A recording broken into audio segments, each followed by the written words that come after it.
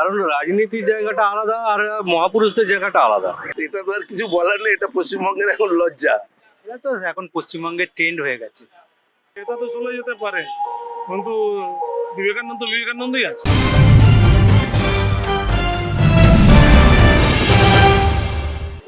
স্বামী বিবেকানন্দের জন্মদিনে সারা কলকাতা জুড়ে কাট আউটের ছয়লাভ। কিন্তু প্রশ্ন হচ্ছে, যেখানে স্বামী বিবেকানন্দের ছবি ছোট কিন্তু নেতাদের ছবি অনেক বড়, এখানে কিন্তু শুধুমাত্র তৃণমূলের বিরুদ্ধে অভিযোগ নয়, রাজ্যের প্রধান বিরোধী দল বিজেপির বিরুদ্ধে সেম অভিযোগ। তারাও এই যে তাদের কাট আউট, সেখানে স্বামী বিবেকানন্দের থেকে নেতাদের বড় করে দেখানোর চেষ্টা হয়েছে।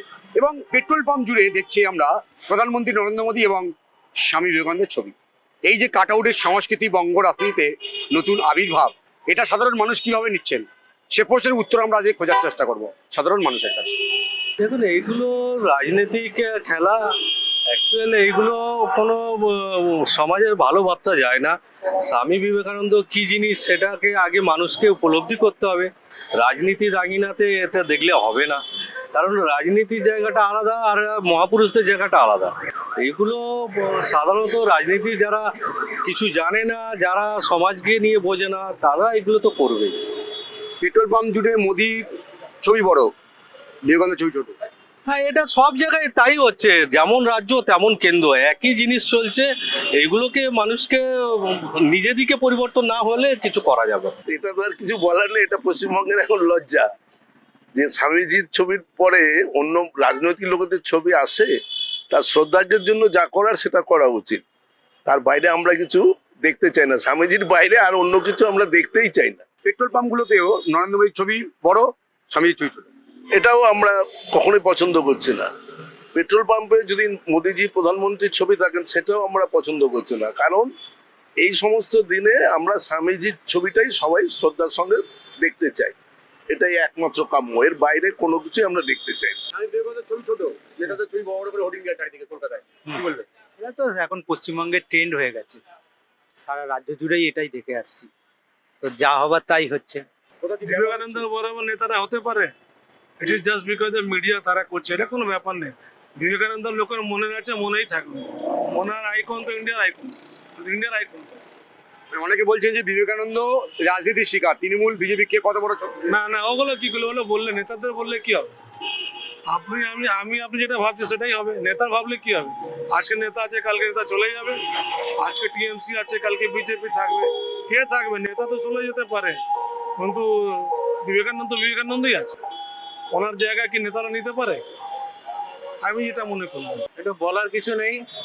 এটা এখন জিও ইকোনমিক্যাল কন্ডিশন যা ভারতবর্ষের এখন হয়েছে, সেটা শুধু স্বামী বিবেকানন্দকে নিয়ে বা এখানে অন্যান্য নেতাদের নিয়ে বক্তব্য না।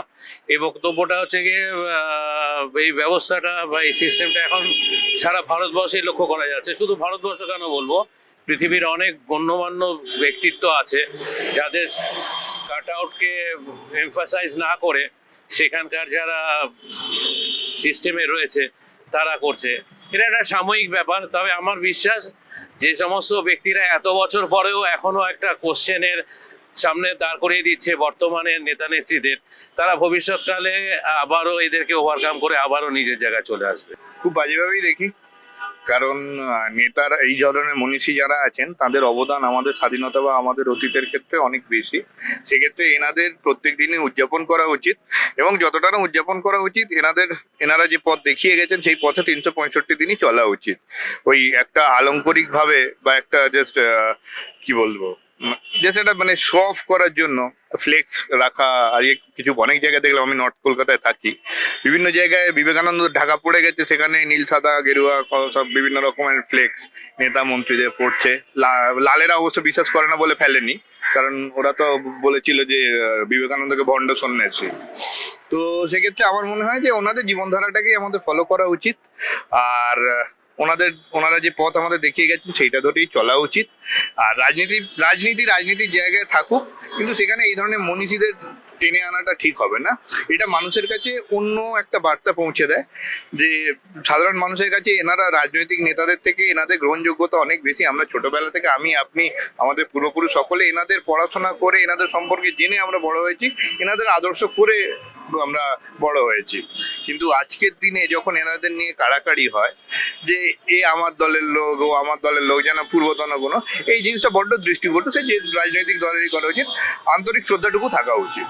আমরা তো এটাই জিনিস বলতে চাইছি যে আজকে প্রতিভাবান ব্যক্তি যারা, তাদেরকে পেছন রেখে দুই দিনের যোগী ভাতকে বলে অন্য, এরাই সামনে সবসময় দাঁড়ানোর প্রচেষ্টা।